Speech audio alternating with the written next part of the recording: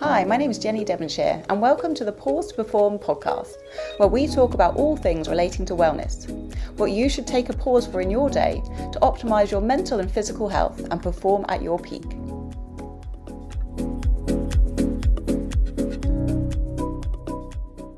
Welcome to the Pause2Perform podcast with me, Jenny Devonshire, and this week I am joined by Terry Samaras. So Terry has over 25 years of global experience in leadership, culture and change management across the UK, Europe, the US and Asia Pacific. He has worked with entrepreneurs, philanthropists, Oscar and Grammy Award Winning Artists and over 350 senior executives and their teams responsible for national, regional and international operations of some of the world's leading brands. On top of all of that, he is also a founding president of the International Coach Federation's Greek chapter and is currently based in Sydney, Australia as the Organisational Consulting Practice Lead for Pacific Talent Partners. So welcome to the podcast, Terry. Thank you, Jenny. Thank you for having me.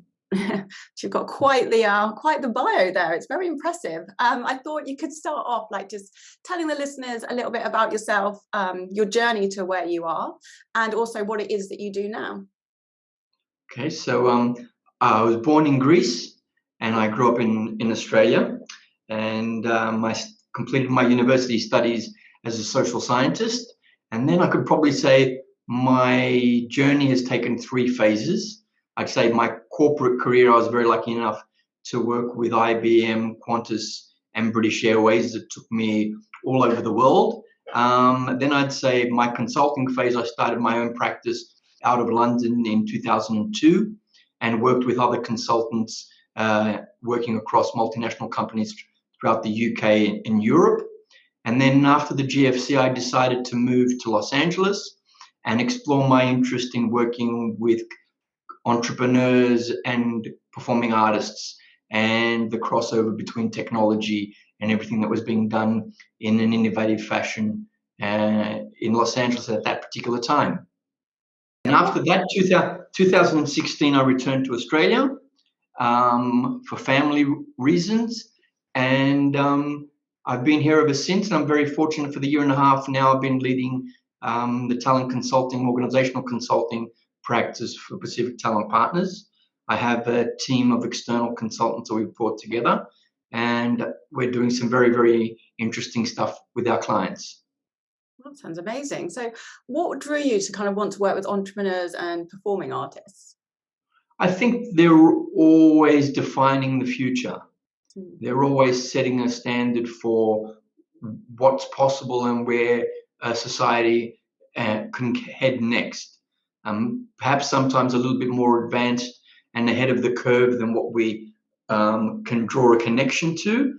But I think performing artists are very, very unique individuals because they're in touch with their own creativity. And I think entrepreneurs, I would call them commercial artists. They create hopefully attractive businesses that set an example for the rest of us of how we could be successful in the commercial world while also doing something that's virtuous and aesthetically attractive as well. Yeah, I think like with like sort of entrepreneurship, it's, you know, you're constantly having to problem solve, aren't you? It's like you decide you want to fix or you want to come up with a solution, and that's where you can kind of bring your creativity out. And, you know, I think a lot of people think creativity is just in the box of kind of sort of dancing or drawing or things like that, but actually you can be creative in kind of any area. Why do you think kind of creativity is important for people? Well, I think there's two types of creativity. There's creativity in the moment, and then there's creative design, which is you create a solution that's actually sustainable. And the two can often intermix. There's the ideation and the innovation that comes from addressing a particular challenge, a particular problem, and then dealing with it in a sustainable fashion. You come up with a solution that is replicable and can be repeated by anybody, which is where it gets exciting because then you're sharing your creativity with others. And that's where the connection between the arts and I guess technology and design and business come together. Yeah, definitely. And do you think that kind of people lose their creativity as they get older, Or is it just some people sort of tend to be kind of pulled towards it more than others? I think it depends on the fact that we're influenced by our environments. So if we stay in environments where we appreciate our creative instincts and we continue to develop them, you can take it with you for as long as your journey happens to be, I would say, in life. When we find ourselves, particularly, I would say, in corporate situations or process-focused situations, we tend to have an influence from the environment that actually makes us disconnect with our own instincts and our own natural capabilities to be creative. Yeah. I was just preparing for this podcast. I was going through your LinkedIn profile, which is I will link to in the show notes for everyone, and we can discuss it at the end. But you recently wrote an article on effective collaborative decision making. Could you maybe delve into that a little bit for the listeners and explain it in a bit more detail? Yes. So we are firm believers in our business in the value of multidisciplinary decision making. There's been definitely a lot of research recently, particularly in the health and medical fields, where you bring in people from different disciplines and different backgrounds. Their ability to be able to make effective decisions, whether it's around a patient or whether it's around a particular wider challenge for an organization, the diversity of perspectives actually creates better solutions and sustainable solutions. And I think given the era that we live in now, I think, when we live in a society where information is ubiquitous and it's everywhere, then it's the people that can take that information, look at it in a unique and creative fashion, anticipate where the market's heading, and apply it in a unique and innovative way that will be the leaders of the future. Yes, so when information is ubiquitous and everywhere, then it's the people that have the ability to anticipate where things are heading, particularly from a market point of view, and innovate to take advantage of those circumstances and benefit of customers. That requires, a diversity of perspectives, a willingness to include a diversity of perspectives, and a willingness to accept challenge that's made with the positive intention. And when you do that, I think you come up with ideas that are greater than the sum of the individuals in the conversation. Oh yeah, absolutely. I think it makes me think. I was listening. I think it's a podcast. Oh, I can't remember his name now. Seth Godin, and Seth Godin, yeah. Yes, and he was talking about when they came up with a solution, but they passed it around, so each person did a little bit of it. So it wasn't, and so then I think that was mainly for like letting go of judgment. So it wasn't one person's project; it was like everyone's. But I guess that brings in like everyone's perspectives. And it also makes me kind of think about, I went to a networking event, it was an HR thing, and it was about, we were talking about neurodiversity. And, these can actually be real strengths, can't they? Because when people think in different ways, they can approach, I guess, decision-making in a different way, and it can give you a very different take on things that you haven't thought of yourself. So I can see why that sort of the collaborative nature of decision-making would be really important. Yeah, and one of the things we like to do with clients is ask them what they think the solution to the problem could be. Mm-hmm. Then ask them at the same time to consider other solutions above and beyond their own, perhaps how their colleagues and their peers could look at it differently, for example. And then at the end of the particular series of meetings, if they've come up with an idea that none of them had thought of beforehand, then you can actually tell that they've really been collaborating. Uh-huh. And that's the joyful part of it for me, is when people come up with a solution, ideally a sustainable solution, which nobody had anticipated before coming together. And how hard is it to facilitate that? Do you find some people more resistant, or do people tend to be quite open? It depends on how much preparation you put in beforehand and how comfortable people are with being challenged. Right. So there's a lot of work that should be done, I think, in any team building situation where people's intentions and values are very, very well understood. So I always say, the greater the compassion, the greater the ability to be able to challenge. Mm. Because the intentions are aligned. I think that made me think of, people, we don't often like sort of criticism because we take it as criticism against us as a person rather than like an idea or something like that. So when we kind of feel safe to explore things and be challenged, and I guess that you can, like, that's where innovation will come from, because you're not sort of stuck in one way of doing things and worrying about being judged for it. Is that kind of the right sort of way? And often you find with successful people, particularly in hierarchical organizations like a corporation, that have worked quite hard to reach a level where they're valued for not only their effort but their intellect and their ability to make effective decisions. Sometimes you find people that get attached to their ideas. So I often ask the question, do we want to be right? Do we want to be happy, or do we want to be successful? Because you can't be all three.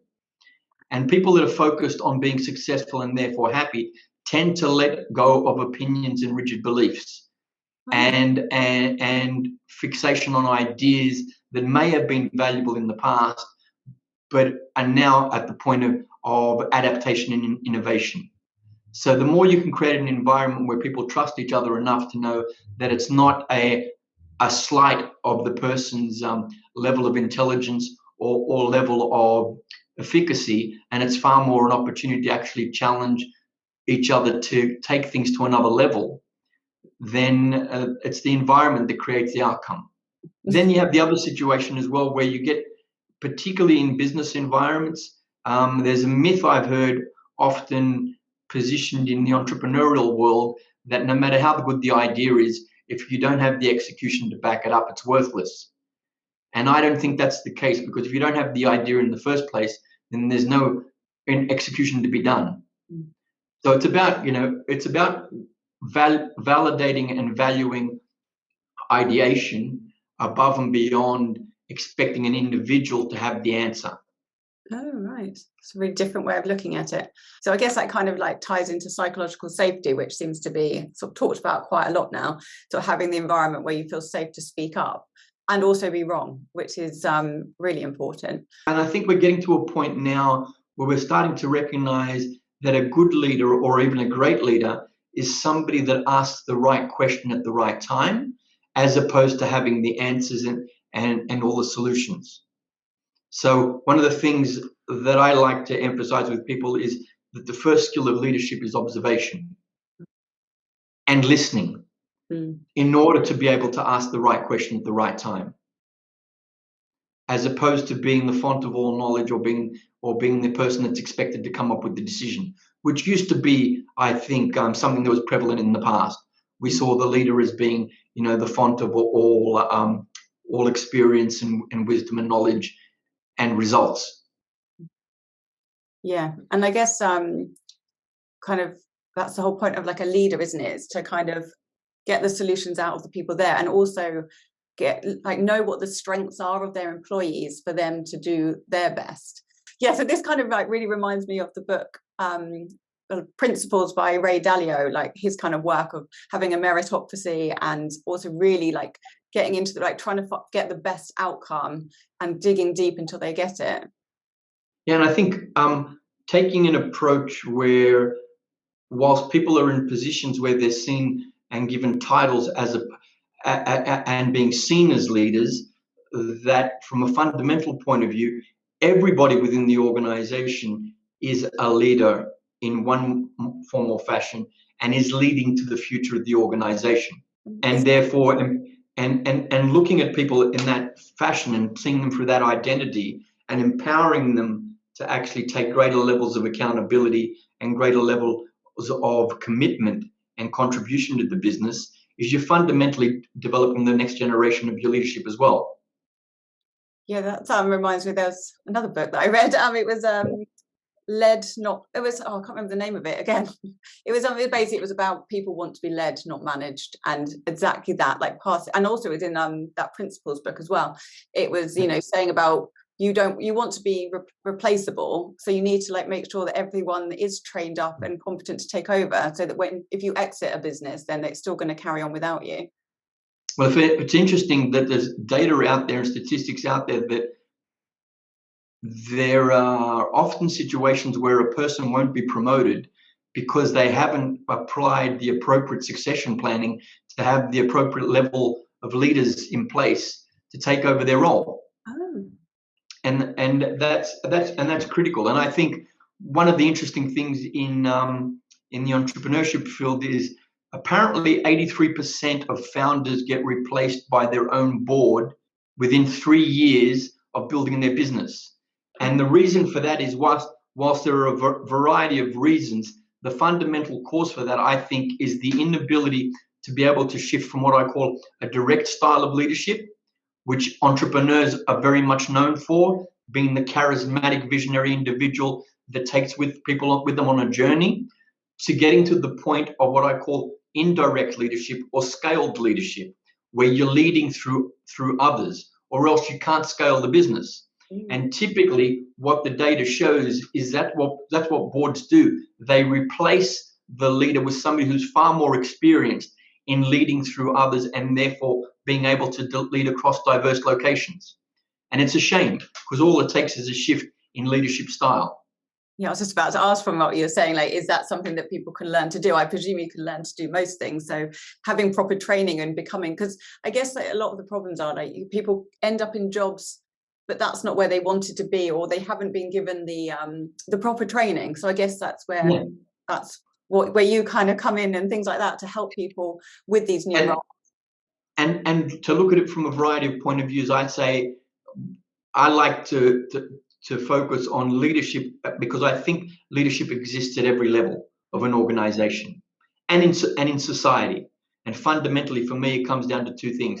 It comes down to accountability for contribution.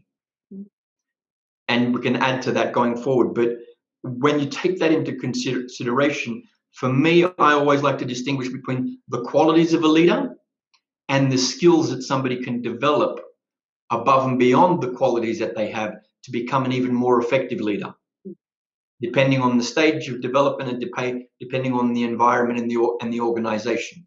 And when it comes to skills, there are two types of skills. There are internal skills and there are external skills. And most people neglect their internal skills, which is why they struggle to develop the communication, the competency, the capability to be able to influence others in an empowering way. Because it all comes from the attitude that you take to the people that you're working with. And unfortunately, in the corporate world, we haven't really done such a successful job in the past of developing people that want to engage and enroll in a vision that the leader has for the future of the organization, as opposed to almost mandating it and making it a conscripted type of involvement that people need to have. It brings me on nicely to my next question. You recently facilitated a vision and strategy day for a company. Could you tell the listeners a little bit more about that? Yes. So this was for a professional services firm. So this was for, I would say, for peers that knew quite a bit about the intricacies of being leaders and have effective teamwork and all that kind of stuff. And they were quite seasoned leadership team, I would say. So the remit was for us to take things to another level. So what we focused on was not only designing a new vision and strategy for the coming financial year, but taking it to a level where the team itself could be far more ambitious in what they wanted to achieve in the next financial year. So what we focused on was what I would call authenticity and alignment, which was to allow people to bring in to the conversation their own visions for their own future as individuals, as family leaders, as leaders within the business, and how they saw their own future and how their own growth as a professional aligned to what they saw as the future of their own families. And then within that, being able to align it to the success of the organization and the fulfillment of its next commercial vision as being something that would allow them to celebrate and fulfill even further growth in their own lives. So that level of authenticity created a greater level of alignment and purpose to what they were doing. And then on the back of that, I believe the greater the authenticity and the greater the alignment, then the greater the ambition. And the ambition, and not in the way that we understand it these days. Unfortunately, we've defined ambition as being something that's selfish, whereas in general terms, ambition just means to have a greater desire for a better future, I would say, for not only ourselves, but others as well. Yeah, what would you do if there was like a misalignment between someone's values or vision and the company's, or is there always a way to kind of tie the two together? Yeah, I think there is an ability to be able to tie things together unless there's a conflict of interest. Right. That's it's a different thing. But if the vision or the ambition of the organization is broad enough so people can actually see themselves in it, because the important thing is not only what we did as a leadership team, but then it's the ability to be able to communicate it to a whole organization. And so people can actually see themselves within that future as well. So I'd say the key point is, as long as there's not a conflict of interest, and perhaps ethics as well. But fundamentally for me, the key question is, there's a difference between purpose, mission, and vision. The way that I see vision is, what is it that we want to be celebrating within a year's time? And then how do we actually identify that we've achieved that, which usually translates into commercial objectives. But the vision itself is really purely an alignment of people's values. Mm-hmm. And people tend to have fairly common values. It's the interpretation of those values which is unique, and the connection of them which is unique. That's a very different way of looking at it. I guess also that if people are sort of aligned with the company's vision and values, they're going to stay. Whereas, and obviously at the moment, where people are sort of struggling to attract and retain staff, so that's like a really key element to it. And I think we're coming to a very, very interesting stage. There's a fantastic guy by the name of Vishen Lakhiani, who runs Mind Valley, who in one of his recent books wrote about humanity plus and humanity minus organizations. And I think that comes down to the fundamental reason of why people go into business in the first place, is that we should be adding value and contributing to society. And if we're adding value and contributing to society, if we have a purpose that is positive as a commercial entity, then everything follows from there.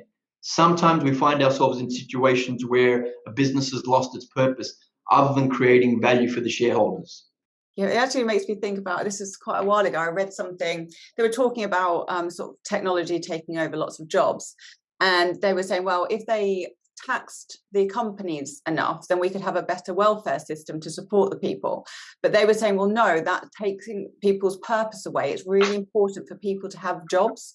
So just giving them money was not going to help them, because, because you see this in retirement as well, when you don't have your purpose in life anymore, then it's really bad for you mentally and physically.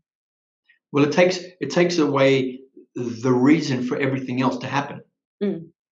And I think somewhere along the line, with the management consulting field in particular, I would say we would have to take responsibility ourselves. Is there was almost a denial of the fundamental humanity of what it takes to actually continue to perform and be successful as a human being, which is to have a purpose and have a meaning to what we're doing, above and beyond just having a job and getting a paycheck. Yeah, and I feel like that's kind of been talked about a lot more these days. Yeah. I think it's coming to the forefront. Mm. I think it's now becoming a far more sophisticated and nuanced conversation about people's well-being, engagement in the workplace, and finding fulfillment out of their work above and beyond what was normally and typically expected in the past. Yes. So what do you kind of think makes a good place to work? Vision and purpose. Right. Fundamental thing for me is, are we contributing value to the market and to society? And then everything else makes sense after that. Then you can come up with a vision that excites people to look forward to in the next year and the years after that. And then you have a logical way to design a strategy and objectives to fulfill, and then an operational and a business model to build off the back of that. If the purpose of the business is purely to create shareholder profit, then you've missed the whole purpose of being in business. And then you can't logically or even emotionally engage your staff to be fully committed and engaged. especially for the long term of the journey. Yeah, so it all comes back to values again. I like that. I think so. Yeah. I think so. At a fundamental level, it was interesting when I was a younger person. My mother had retired and she was working at a nursing home, and for some particular reason, she used to, when I used to go and pick her up from the nursing home, she used to always have things to do, and she'd always be late and invite me into the nursing home because I grew up without grandparents. My grandparents were abroad. So I'd have to spend a minimum of 15 minutes to half an hour engaging with elderly people who at the time didn't necessarily strike me as being the most interesting people to interact with. But what I did learn afterwards, years later, when I started to get into consulting work, was everybody's story had a purpose and a meaning to it. And nobody ever told you how much money they made. Nobody ever told you how successful their businesses were. What they fundamentally described is how great the challenges were that they overcome and how proud they were of the people that they overcame those challenges with and how they honored mutual values. And I think at the end, that's all we're all looking for. We're all looking for an honorable and dignified story to tell.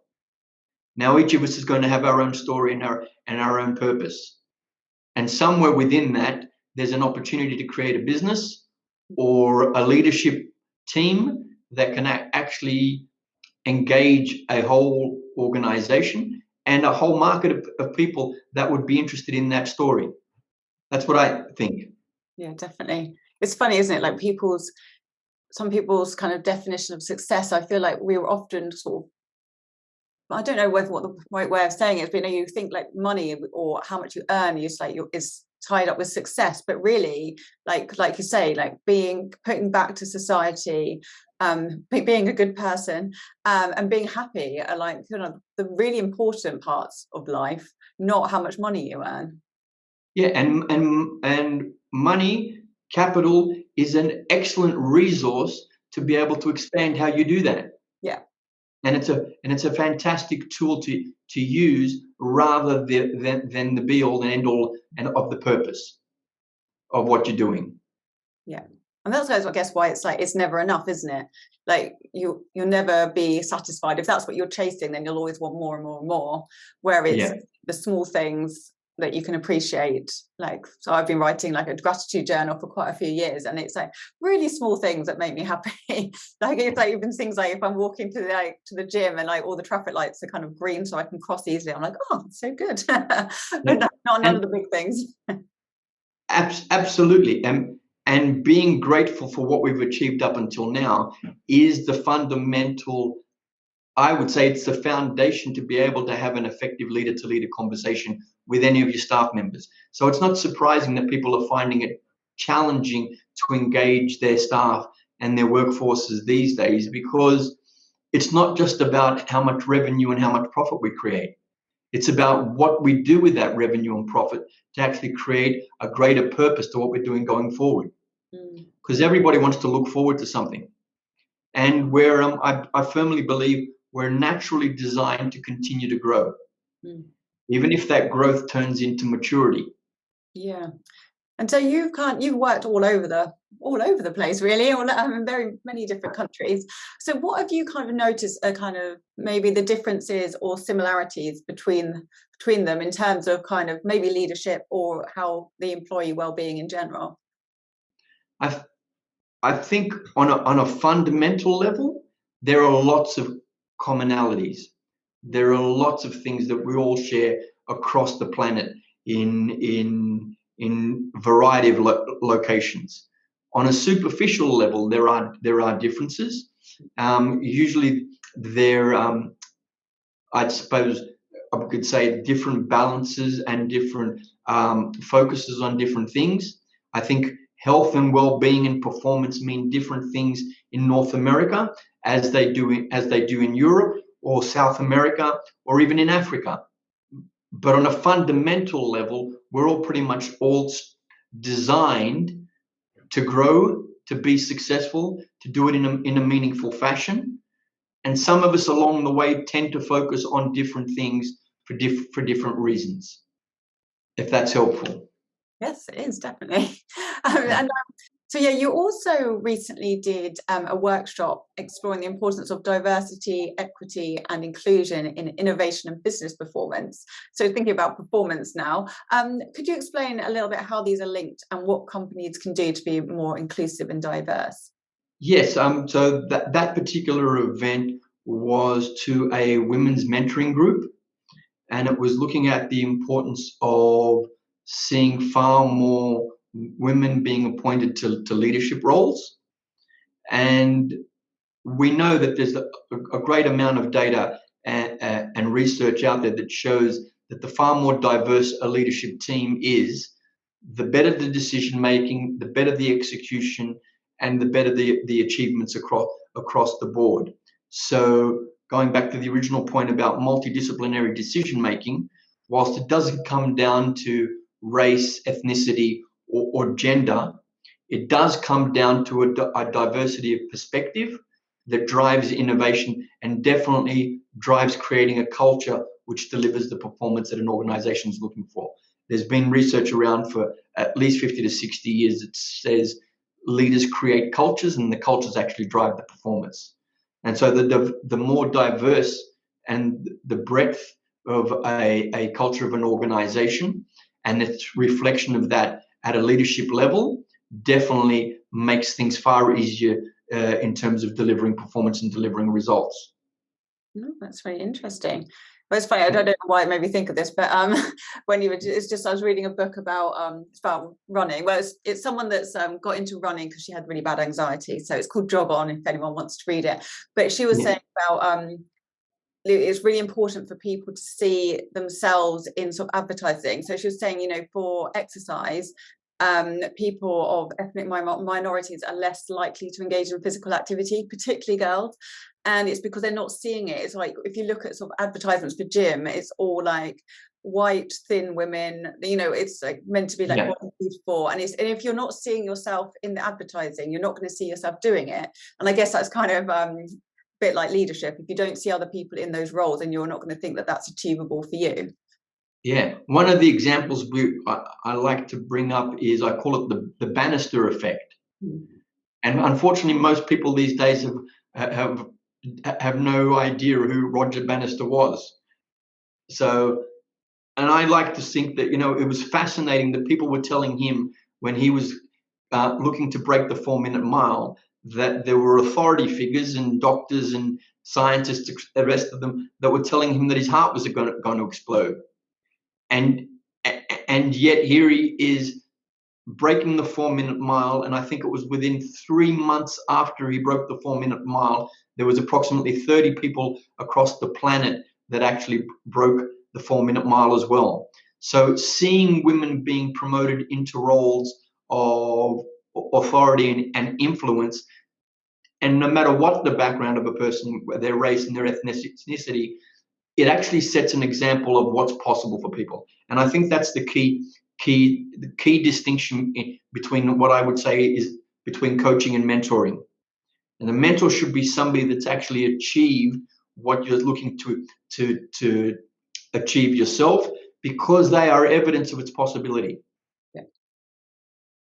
And I think, to your point, I think it's great that we're seeing a lot more diversity at levels of leadership and levels of public notoriety, because of the fact that it sets an example for others of what's possible. Yeah.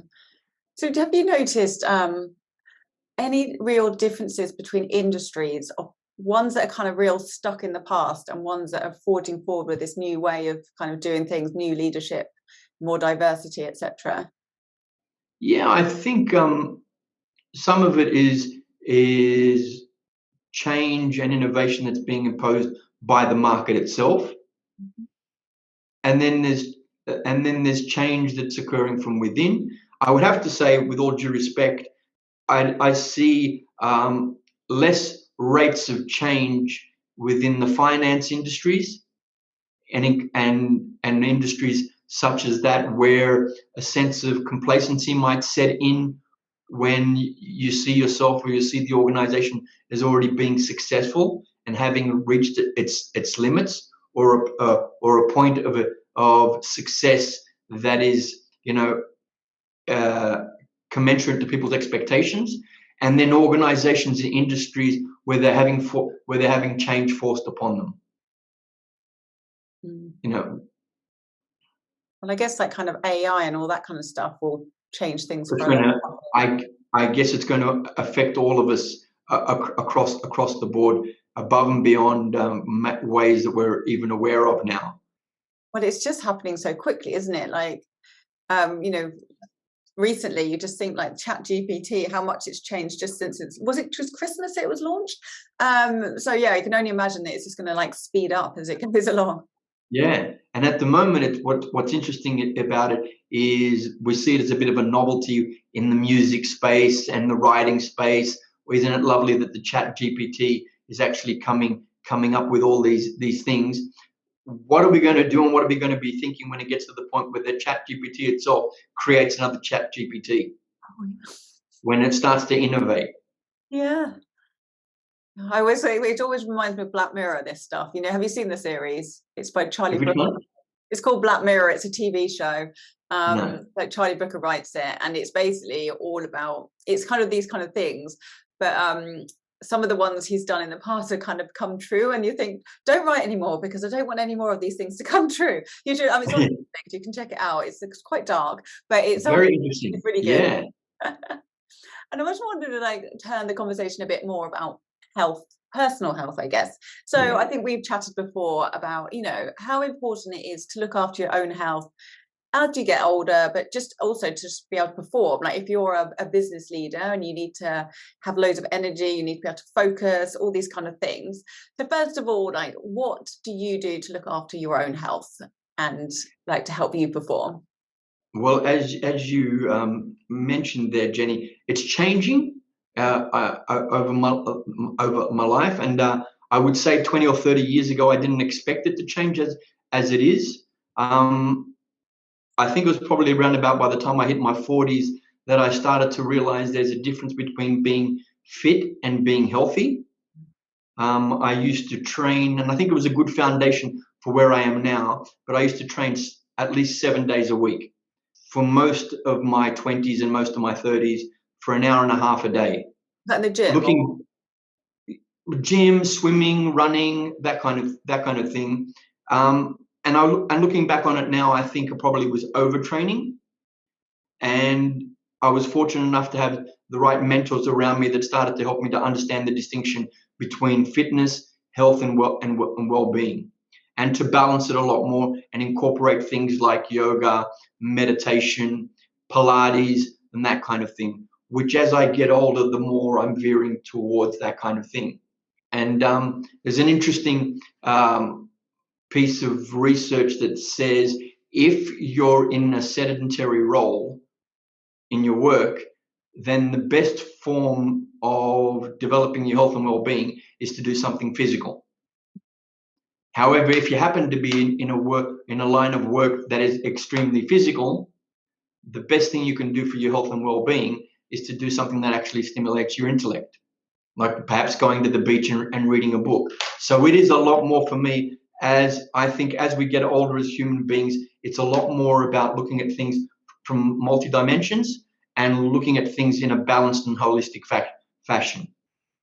Yeah. And the beauty of it, though, I'd say at any age of life, is it connects us to our body. And in answer to your question, for a leader, I think the fundamental quality of a leader should be altruism. And I'm not just talking about a corporate leader. I'm not just talking about somebody who has people that, report to them because of the fact that they've signed an employment contract. I'm talking about people that are genuinely supported because of their vision and their purpose as a leader. And I think the fundamental quality of that is altruism. And a person that is altruistic and a person that is connected to their own well-being and to their own physicality, which then connects them to nature, has a greater ability and an organic and natural ability to be able to connect to others. That's the underlying beauty and the gift of being healthy, I think. As Richard Strozzi, who's I think a great visionary, he runs an organization called the Strozzi Institute out of Petaluma, California. I had the good fortune of being one of the first consultants in Europe that trained with his methodology. They use somatic coaching with leaders. And he says a leader that is not connected to themselves will struggle to connect with other human beings, and therefore struggle to create a connection between staff and customers, etc., and so forth. So I think that's the underlying beauty of exercise, is that it forces us, for want of a better word, to actually listen to our bodies. Yeah, I mean, so many people are really disconnected from their bodies because we don't, even when you're kind of sometimes like in the gym or what have you, you're not really thinking about, you're still not in your body, you're going through the motions, but you're not connecting with it. And you can do it as well in yoga and things like that. I mean, the whole purpose of it is to get connected, but if you're like off in your thoughts and not really being present, then you're not. And also, like, I know so many people that just don't listen to their bodies, like something will hurt, they'll be like, oh, just through it, just ignore it. But really you need to like check in with yourself and see how your body is feeling and let it guide you, rather than we always try and override it with the brain, but actually your body has got so much knowledge to teach you if you only listened. Absolutely. And it's amazing that, within yoga, they talk about the union of all the dimensions and parts of the body. And yet in the West, you see, as you rightly know, you'll see people engaging in physical exercise, and yet they're not mentally present. And there's enough data out there to say that, when you're present, when you're doing something and you're conscious that it's actually doing you good, the results are manifold above and beyond that. But it's a reflection of how we approach, historically, we went through a whole series of centuries where life was lived from the shoulders up. And now we're starting to get back to realize what it means to live life fully. Yeah, I mean, it's funny because I do like some work bringing in like the exercise psychology to help people kind of make behavior change, and it's really one of the things that is to tie exercise or diet, what have you, to people's values. So on a surface level you say, oh, I just want to get fit and lose weight, what have you, but it's like, but what does that give you?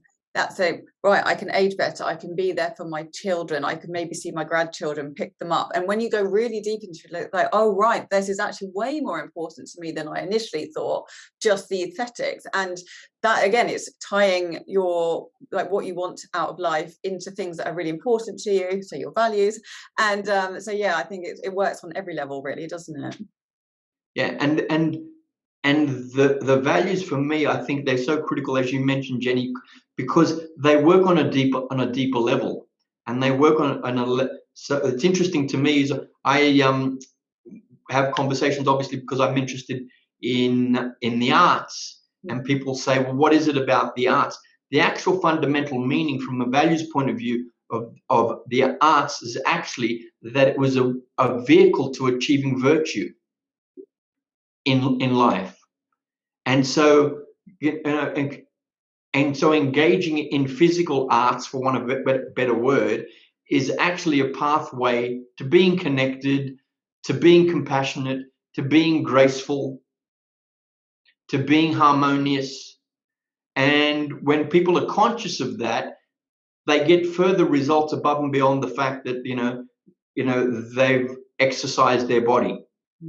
Because fundamentally, as one of my mentors says, your life is a work of art, and you can either struggle to do that, or you can do it in a way that's graceful and harmonious. Oh, I like that. Yeah, a lovely way of thinking about it. And that's what I think is exciting in the age that we're living in, particularly with the onset of, I think we're getting to a phase now where, when I was growing up, it was a distinction between management and leadership. And then we got to a phase where it's, what's the difference between leadership and entrepreneurship? And now I think we're reaching a point where we're really starting to delve into commercial entrepreneurship, but also from a different point of view, creative and life entrepreneurship, and really understanding that we're creating our own futures and doing it in a way that either is efficient and effective from a commercial point of view, or from a far more generic and human point of view, is graceful and harmonious. Somewhere along the line, particularly in the business world, we confused business with busyness and confused struggle with effort. And that's one of the things of, I think, going back to your point about health and well-being, is you can put in the effort and get far more graceful results in your health and well-being, or you can put in the struggle and not actually really enjoy it or get the results that you want. Yeah, and then it won't last because it's a struggle. Yeah. And going back to your point of, it boggles my mind the number of people, and it's not about being in a gym environment. You can exercise in a variety of places, but it boggles my mind the number of people that are exercising and engaging in some kind of physical activity, and they're on their phones. I used to teach a spin class, and I actually had to tell someone off for being on their phone in the class, because if you think about it, we're in like a dark room, and it's distracting for the people around you. It's like, why are you here if you're on your phone? If it's important, you could say, you can take it outside if it's like an emergency, if something's got medicals going on, what have you, like that. But I remember, this person, I said something and they'd ignored me. I turned the music off and I actually said, and I had to stop. My friend was so proud of me, because I was like something I was so but I was more angry for other people because I thought it's really rude. And I was like, well, what's the point of being here? It's 45 minutes. If you can't what's the point? And actually, I'm going to call my mum out now as well. So I teach Pilates on Zoom on a Friday. I often see her looking out the window. I'm like, Mum, come on. And also, I know they're concentrating because I'll say something and they won't be doing it. And I'll be like, I said that, you weren't listening. Mum, concentrate. You think she's just doing it to tease you? Oh no, I think she's just. I know, but it's funny actually. She did a mindfulness course because she is very much like in her head a lot. So she did actually do a mindfulness course, and I did joke about. I was like, well, you're not very mindful in Pilates, Mum. But just leave me with that. But no, I think she just gets distracted quite easily. But yeah, it's like also there's like the research. I think there's actually like different research. The mind muscle connection. Like you think about the muscles you're contracting, you get more of a contraction. And then I actually saw something quite interesting on Instagram that only applies for certain muscle groups, which I found really. But you're better off doing it anyway, even if it doesn't necessarily lead to more engagement. Being really in your body and conscious is good for you anyway. It's good for being confident. And also it's just to like we said before, be in your body, not just be kind of distracted by other things. I even stopped listening. I used to listen to podcasts, but I've started either like not having anything or just listening to music, so I'm more there. But yeah, I think we're at a stage now where we're rediscovering things that maybe people had forgotten along the way. I suppose I'm a little bit embarrassed to mention this, but I think it's valuable that I dabbled in ballet lessons in my early 40s. Not because I wanted to be a dancer because I'm dance lexic, but because somebody had convinced me of the value of ballet exercises, or barre, or ballet and being a student of history, I always like to go back and research where something comes from. And I didn't realize that ballet was the form of exercise they used to actually train the young royalty of European families for centuries. Wow. And what I remember was the surprise I had when I started learning to do plie and noticing the energy, the electromagnetic energy at my fingertips. And I thought to myself, whoever designed these exercises knew what they were doing, but also more importantly, the different levels that our bodies function on. And I think, from going back to your question and point about leadership, there's a fantastic organization in the States called the Heart Math Institute, if you've ever heard of them. Well, they've done some phenomenal research, and they've shown that on average, every human being emits up to 7 feet of electromagnetic energy or electromagnetic frequency. And it's interesting because we've been saying for decades that a majority of what we communicate is non-verbal, but we put it down to physical behavior and body language. But there's ample research out there now that shows that we give off an electromagnetic field or a frequency or a vibration which actually affects other people, and they pick it up in their gut and in their heart, because that's where we have the classic phrase of gut instinct. And so they have done some amazing experiments where they've put people in a room together. And the interesting thing is the person that's actually worked on their values, on their beliefs, and the congruence in their body emits a stronger electromagnetic field and actually impacts the electromagnetic field of the other person without there being an exchange of communication or language. Oh, wow. And they measure it. My favorite experiment that they've ever done was they took a little boy, wired him up with the ECGs, could see his ECG on the camera, and in another room they shaved his dog, wired his little dog up, and brought them into the room together. And within minutes, there was a synchronization of ECGs. Wow. So when we talk about people getting in touch with their physicality through exercise, from a leadership point of view, from a communication point of view, we're actually strengthening our ability to be able to engage and connect with others.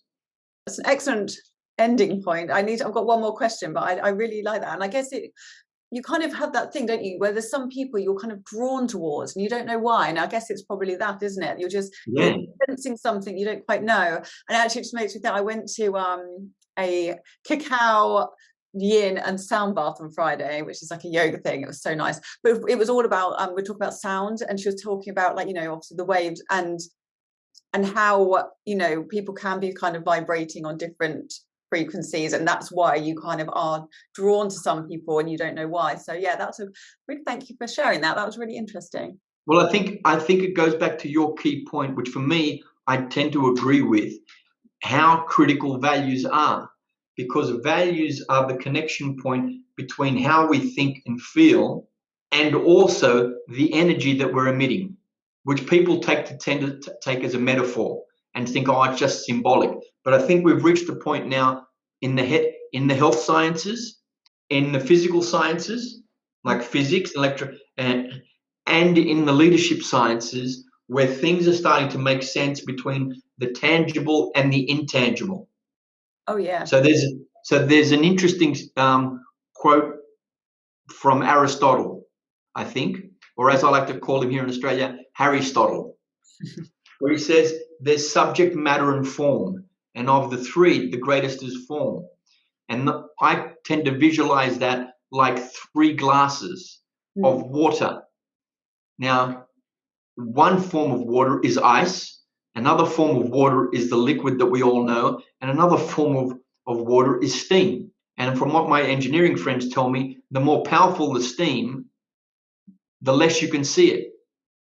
But fundamentally, all 3 are reflections of the same thing. So I think we're getting to a point now where what we have considered to be intangible and therefore unrealistic because it was unseen is purely a translation of what is visible and what we actually create. And I think that's the opportunity for leaders who want to do things at a cutting edge level and really empower their staff and their teams for the long term, not just for next year's commercial results. Yeah, absolutely.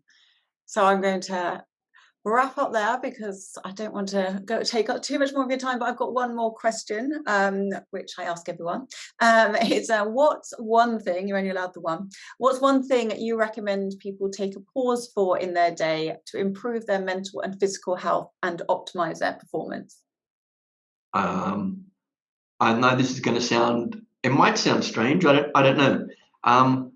Ending my shower in the morning with a cold spurt, and at least 30 to 40 seconds of as cold a temperature as possible. I think that for whatever reasons, I don't know the scientific details behind it, but it's something that's definitely worked for me for a long time. Yep. And I think that 40 to 30 seconds makes a difference throughout the day.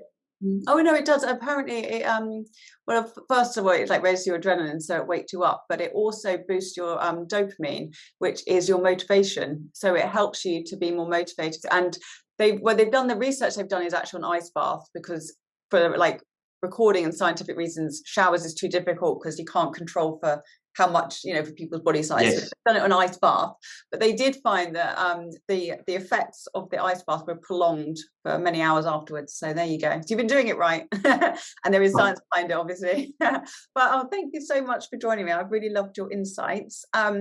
If anyone wants to find you, I will link to these. But if they want to find you, where's the best channels? And if anyone wanted to work with you, is that possible? And how can they do it? Yes, hopefully people would want to get in touch through LinkedIn. That would be fantastic. And I think my company details and my personal details are there as well. So I'd love anybody to reach out, and their thoughts or their on what we've discussed now would be more than welcome. And of course, if they contact you, which I'm sure they will, you're welcome to pass on the details, Jenny. Well, I will say for the listeners that Terry does post excellent content on LinkedIn. So I would highly recommend following him so you can read some of his articles. But anyway, again, thank you so much for joining me. And I hope you have a good rest of the day. And I think I might go and work on my values now. Lovely to see you as always, Jenny. Thank you so much. You've been listening to the Pause2Perform podcast with me, Jenny Devonshire. If you enjoyed this show, I'd really appreciate it if you could rate, review and subscribe. This helps other people find it, and hopefully I can help more people to improve their mental and physical health and optimise their performance.